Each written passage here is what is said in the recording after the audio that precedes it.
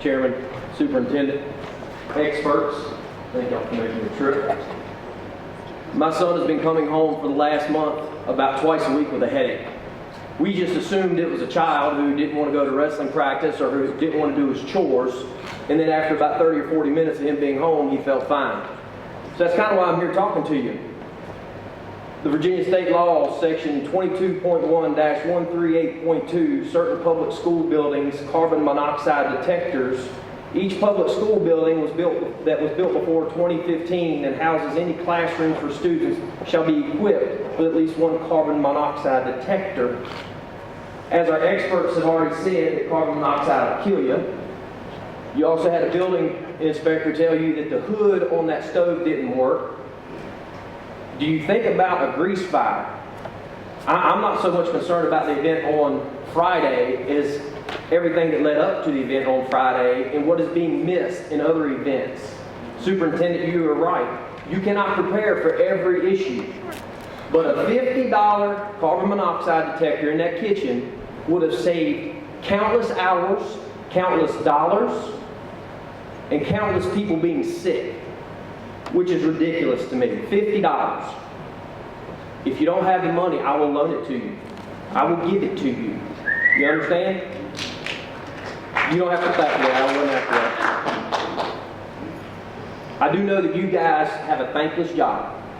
You sit up here, most of the time nobody shows up to these meetings, and the only time people show up is when there's a problem.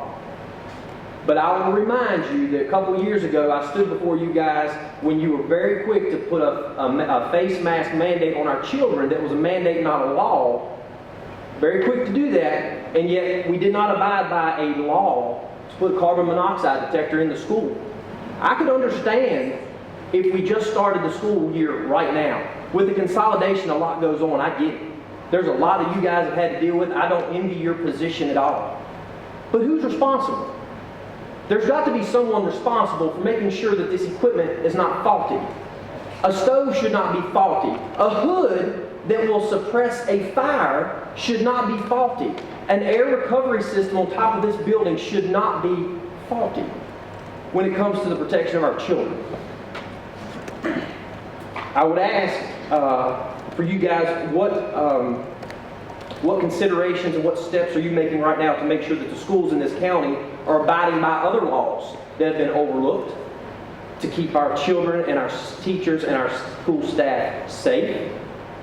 I would also ask, when Dr. Cynthia Moreau got on TV yesterday and said that she was unaware of any issues, how has that happened when she's the director of the Roanoke City and Alleghany Health District and she had no knowledge of what was going on, according to her statement yesterday on Channel 7?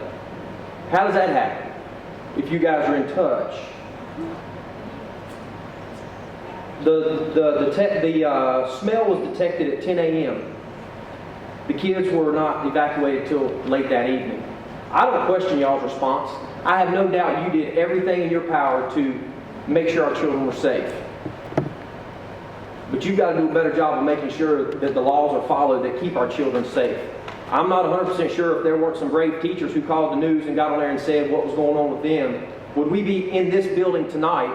Would you guys be in Longmore having this meeting with no one there?